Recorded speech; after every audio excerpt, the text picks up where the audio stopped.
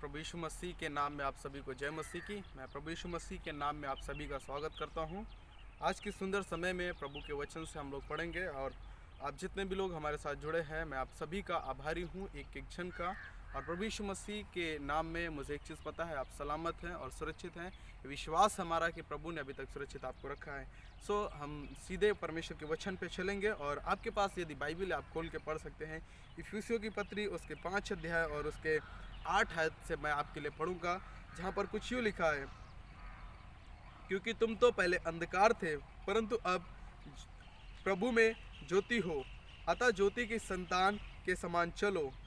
Bible बताती है प्रभु यीशु मसीह में हम जब नहीं थे तो क्या थे, अंधकार थे।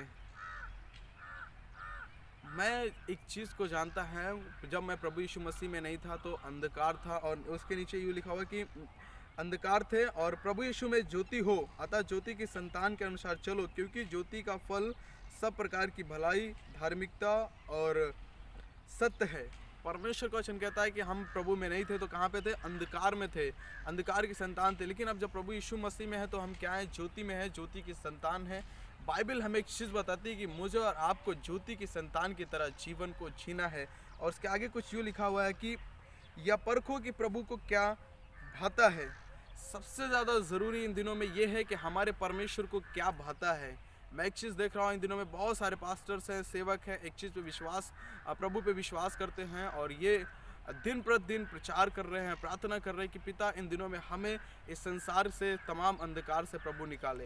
लेकिन मैं आपको एक चीज़ बताना चाह रहा हूँ, इन दिनों में सबसे ज़्यादा ये ज़रूरी है कि हम ये पता करें प्रभु आपको क्या भाता है, प्रभु आपकी क्या इच्छा है, प्रभु आपकी क्या प्लानिंग है।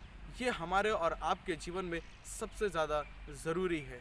अभी तक हम अपने जीवन में जी रहे थे, अपनी प्लानिंग में जी रहे थे, हमें क्या भाता था हम कर रहे थे। लेकिन ये कोरोना वायरस की वजह से परमेश्वर की इच्छा क्या है हमारे जीवन में, ये हमें और आपको जानना सबसे ज़्यादा ज़रूरी है।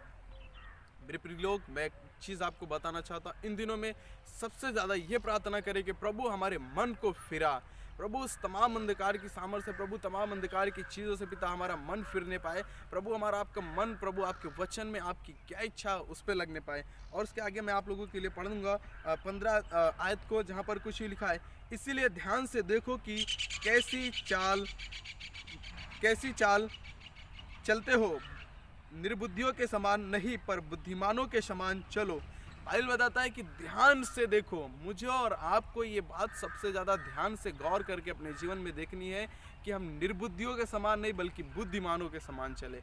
आज मैं और आप किसके समान चल रहे हैं, आज मैं किसके समान और आप जी रहे हैं, आज मैं और आप क्या चीज़ पसंद है वो कर रहे हैं, प्रभु को क्या पसंद है वो कर रहे हैं, या हमें क्या पसंद है वो कर रहे हैं, क्या हमारे जीवन में पसंद है या हमें क्या अच्छा लगता है वो कर रहे हैं, या प्रभु को क्या अच्छा लगता है वो कर रहे हैं।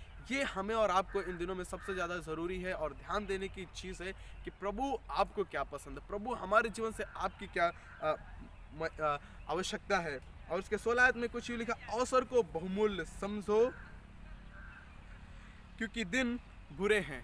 बाइबल हमें एक चीज़ बताती है, बाइबल का परमेश्वर कहता है कि अवसर को बहुमूल्य समझो क्योंकि दिन बहुत ही बुरे हैं। मेरे प्रिय लोग, ये अवसर मुझे और आपको दिया गया है कि इन दिनों में मैं और आप अपने परमेश्वर के साथ बैठें और बुद्धिमानों की तरह जिए, बुद्धिमानों की तरह बात करें, बुद्धिमानों की तरह सोचें, बुद्धिमान की तरह अपने जीवन में व्यवहार करें एक दूसरे से, और परमेश्वर के वचन को अपने जीवन में सबसे ज़्यादा महत्वपूर्ण दें, सबसे ज़्यादा परमेश्वर को अपने जीवन में आदर दें, सबसे ज़्यादा परमेश्वर को अपने जीवन में सम्मान दें।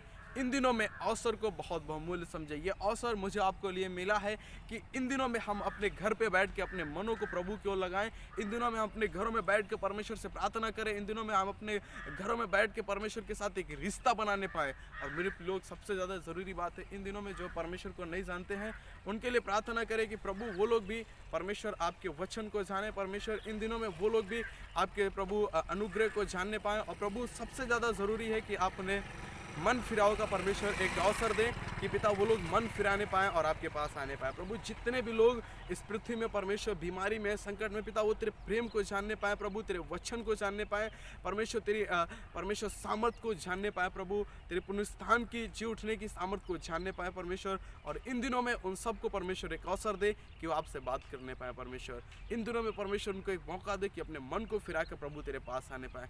जितने भी लोग पिता जिनके मन कठोर हैं, प्रभु यीशु उनके उनके मन पिता मोम की तरह कर दे पिता, ताकि वो लोग प्रभु तेरे पास आने पाए।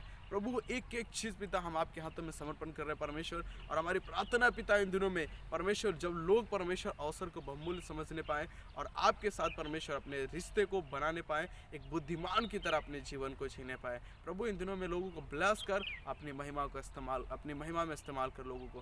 धन्यवाद करते हैं प्रभु, जब आप ऐसा करते हैं, आपकी महिमा को चाहते हैं। हमारी प्रभु ये वचन प्रभु हमारे जीवनों के लिए एक आशीष का कारण हो, आशीष कर और आपकी महिमा हो प्रभु। धन्यवाद करते हैं। जय मसीह।